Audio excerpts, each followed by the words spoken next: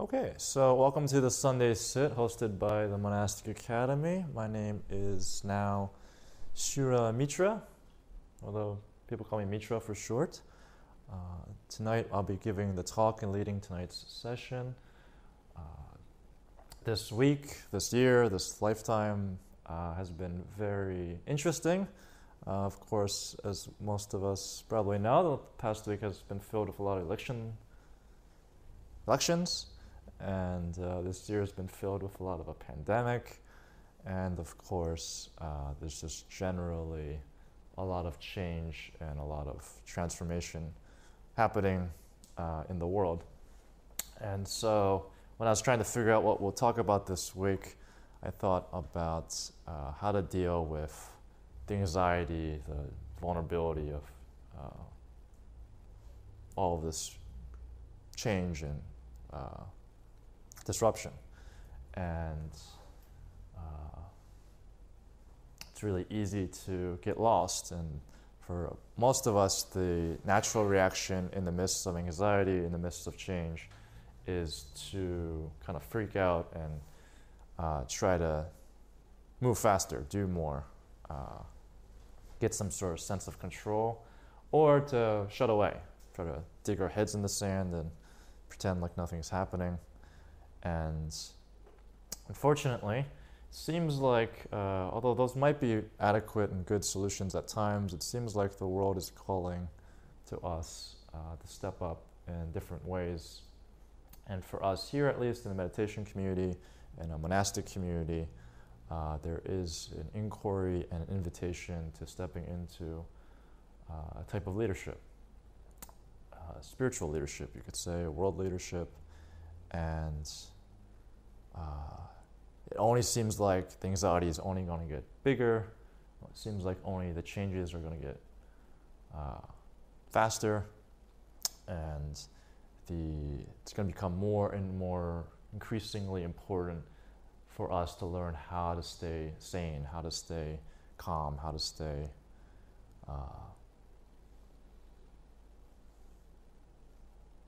present, mindful in the midst of this pandemic, this change in government, this time. Even if this election didn't happen, even if this pandemic didn't happen, all the scientists are agreed that there's a global warming happening. The planet is getting warmer by the second. Entire species are getting wiped out, and the world is changing, whether we like it or not, and we're going to have to adjust significantly to respond to that, either by mitigating it, by responding soon, or when nature changes and we have to adapt somehow. And the interesting thing about this election cycle, this pandemic, and this global warming is that these aren't really acts of God, but rather acts of the human mind. The pandemic was something that many people around the world knew could happen, would happen at some point, and so we can see certain countries already had a really good response prepared, a plan prepared, and were able to quickly respond in good ways. Other countries were ill-prepared or, well, I'm sure many books will be written in the future about what happens, but didn't do a very good job, even though many people knew a pandemic could happen for many years now. And this election cycle and this global warming is caused by the human mind of greed, the human mind of ignorance. These aren't just random things that God's sending down to us. They're all created by us, all being sustained by us. And so it would be easy, as most of us do, get lost in the news cycle, get lost in current events, to just say, well, we just need a vaccine. We just need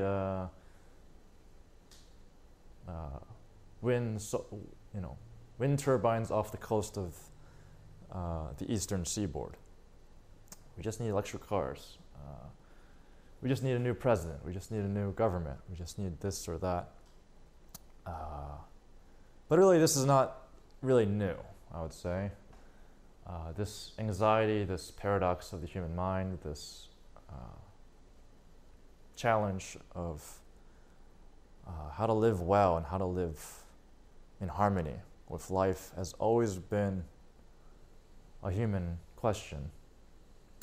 It's just today in modern times, we have so much technological power, so much knowledge and capability that it's possible now that if we don't have corresponding developed, mature human wisdom, human love, that the power we have has the capacity to destroy us and to just take the rest of life with us, possibly.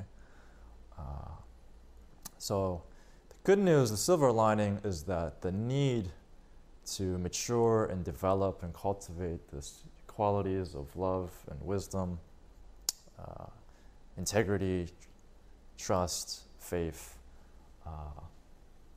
are becoming more and more obvious in such a way that even 5 or 10 years ago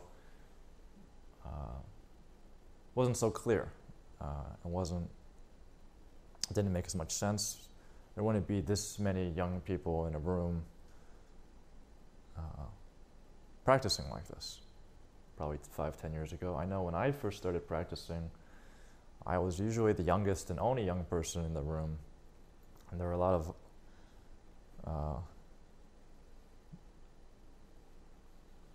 old hippies. Thank you for blazing the trail for us. It took the rest of us a few decades and the entire world melting to realize that there's a problem. And so for the last 20 years or so, for me, whether consciously or not, I've been exploring this question about what is human nature and what is ethics? What should we do? It's been a question that I often asked. And one thinker, one influential writer that some of you may have heard of, named Ernest Becker, wrote a book in the 70s called The Denial of Death while he was on his deathbed. A lot of it is based on psychology, psychiatry, and won the Pulitzer Prize, and it's still used today as a basis for research, things like terror management theory. And Becker argued that humans are unique in a certain way, that we, you could say, are just, well, to make it relevant to our talk today, the way the human mind is set up, it makes sense that we're anxious and nervous, fearful, as just their human nature. Because humans have the capacity to both to dream up amazing things, dream up the internet, dream flying through the air, creating lights, warming a room in the middle of winter so we can live, can create what doesn't exist. We can think of a dream and then make it happen. And that's an amazing human feat to do. That, as far as we know, there are a lot of other intelligent species, but as far as we know, no one else is doing it to that degree or in that way. There are smart elephants, there's smart octopus, there's smart, other animals, but humans have completely transformed the earth in a way that no other species that we know of has done that. And yet humans also are aware in a way that Becker would say other species do not, thankfully, are aware of their own death, are aware of all of my loved ones will pass away, that I will pass away, that what I have right now is not always going to be there, whether it's a career or a relationship or a home or loved one, that might go away. Or even worse these days is there might be someone else that has something better than me. I remember when I first joined the academy, I would go back to visit where I was living before in Boston to see friends. And it was this weird thing where I'd be completely fine, happy living in the academy, not really doing much.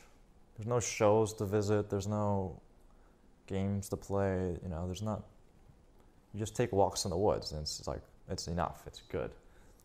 And then the moment I stepped into Boston, suddenly my mind would go to, I bet there's like 5 really great things happening right now and I feel bad that I'm not at one of them right now. There's also this weird human capacity to just imagine there's something good and I'm not getting it, and that's bad. And so Becker said that it's impossible for humans to grapple with this thing of one side having this angelic nature, being able to dream up and create amazing things with our human mind, and at the same time acknowledging that we're just animal beasts that, just like any other animal, will die. And so he claimed that each of us must have this vital lie.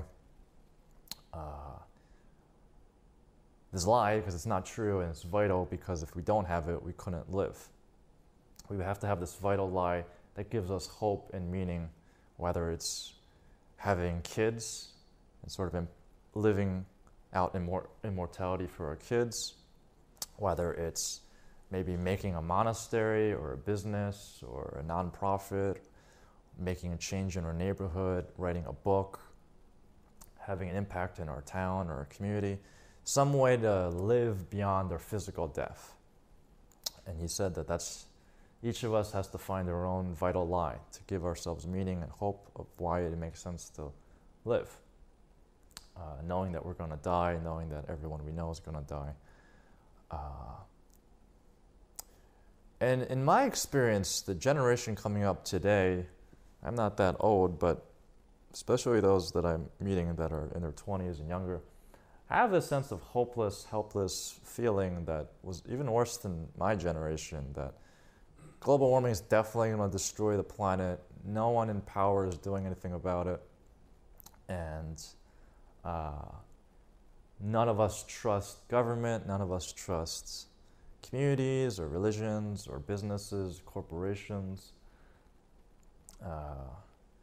Even our friends are kind of fickle.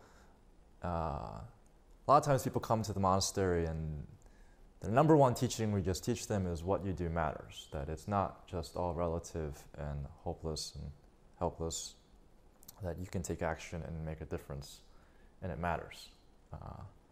Everything we do has an impact and has a resonance on the world.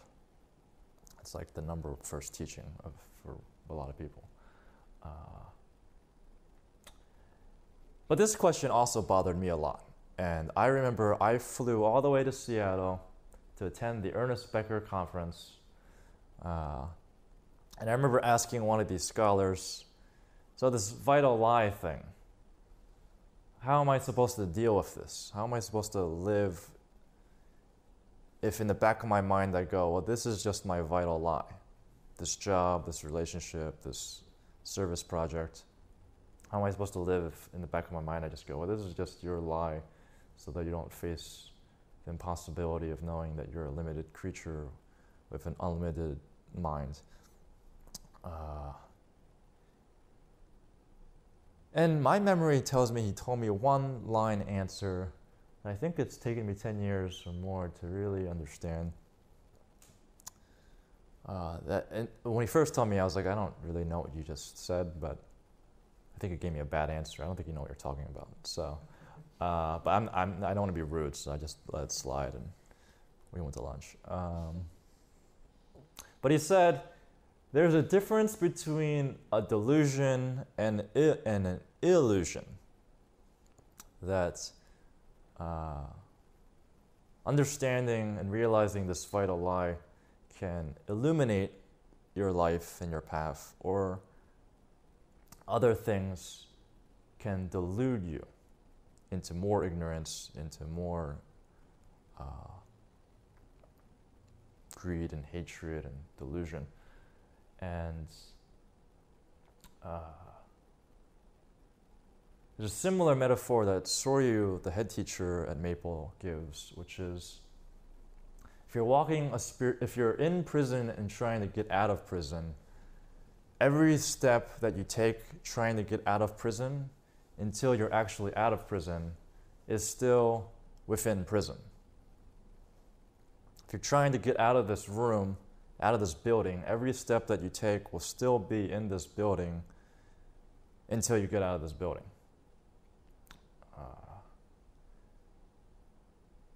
And the main difference of a spiritual community like this, of a spiritual practice, what distinguishes a bad cult from a liberating community, religion, is that group trying to liberate you, or is it trying to keep you even more imprisoned? And we can see a lot of groups, the tobacco industry, the gas companies, political groups, a lot of groups that we've lost our faith in and trust in have been trying to keep us imprisoned for their own benefit, have been lying to us to keep us in a lie.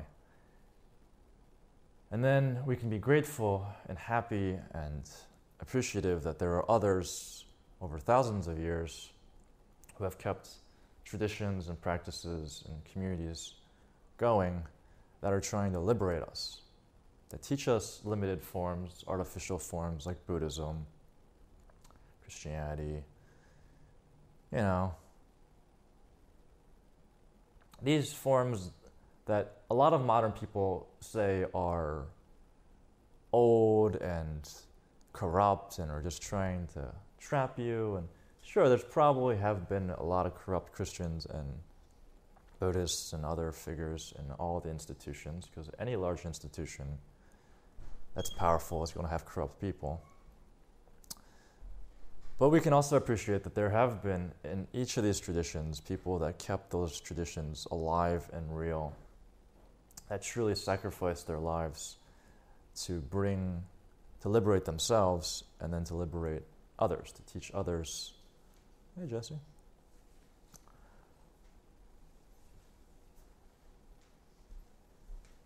And so we might take on a teaching, we might take on a tradition, we might take on a path or a practice, understanding that it has limitations, understanding that the point isn't to just follow dogma or become trapped within this system of belief, but to use it to get out of prison, to use it to help free ourselves, and in that way we can come back and free others to whatever extent we've realized it in our own direct life.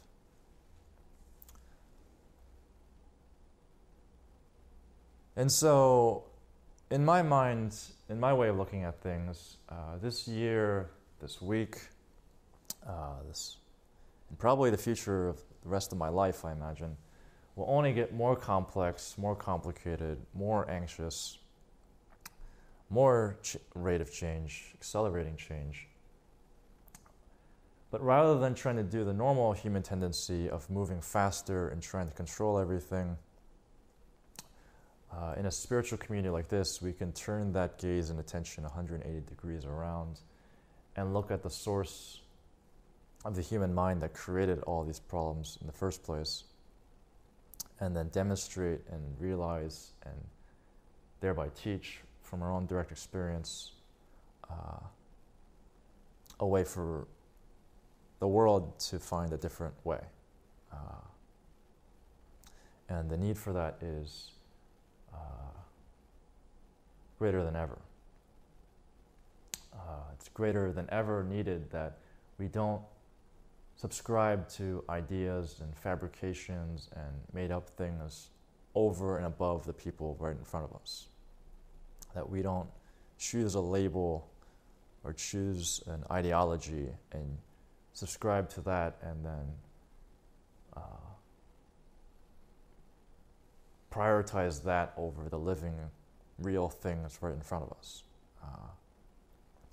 And that is the liberation that a spiritual practice ought to offer, to go beyond our minds that grab onto these ideas and become enslaved to these ideas, but rather to bring us back to ordinary simplicity so that we can be in direct relationship with each other, so that we can reconnect with the life that's already here,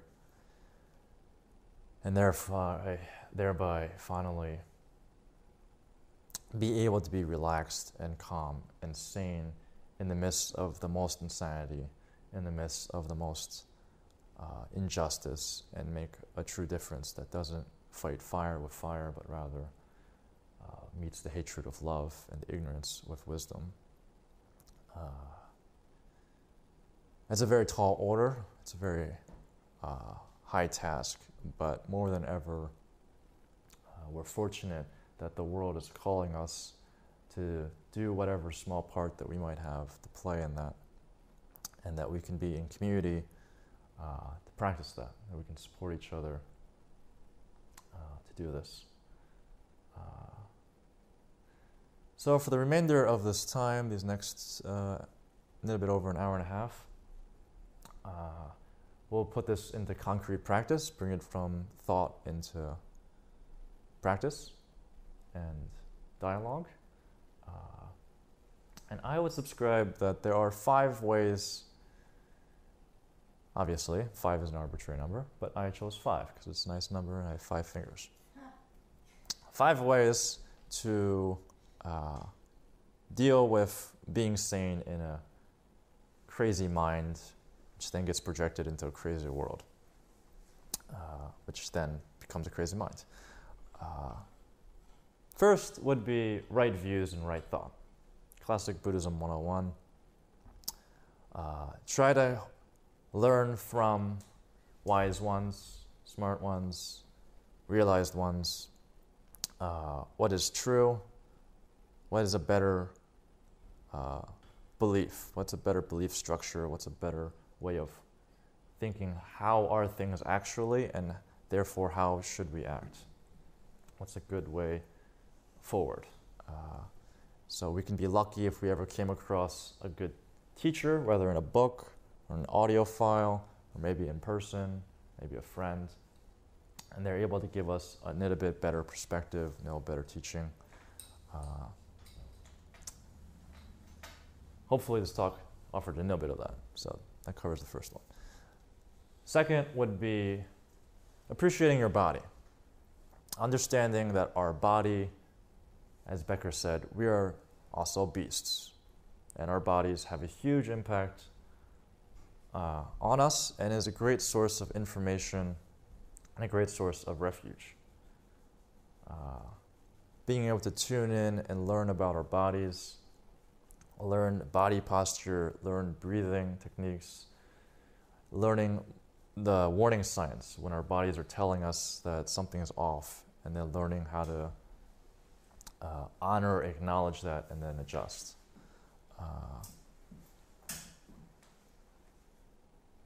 Third, slowing down and getting quiet.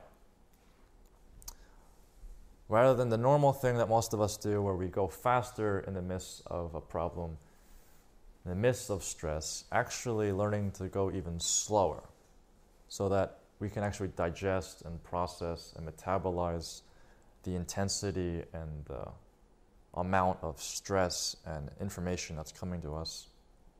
It's really important to actually go slower.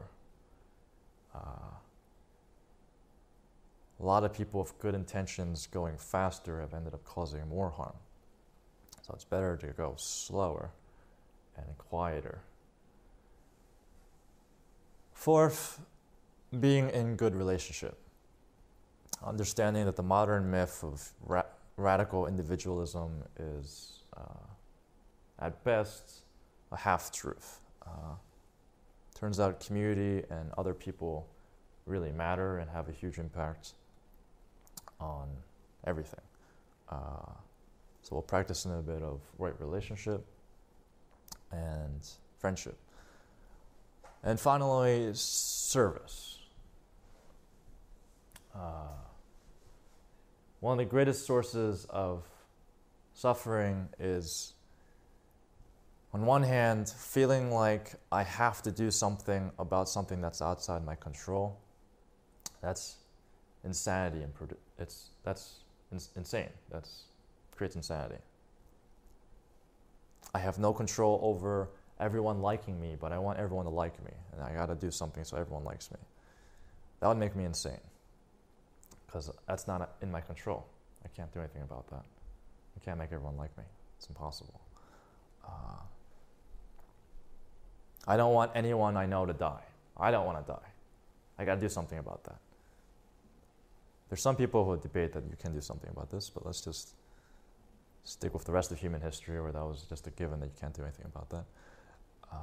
That would make you insane. And yet the other side is feeling like I can't do anything. I have no power, I have no sovereignty, I don't matter. So rather, finding ways to serve that actually do matter, that actually do have an impact, to feel like, oh, I'm actually doing something about this. So tonight, if we're lucky, we'll get a chance to dip our toes in all 5 of these.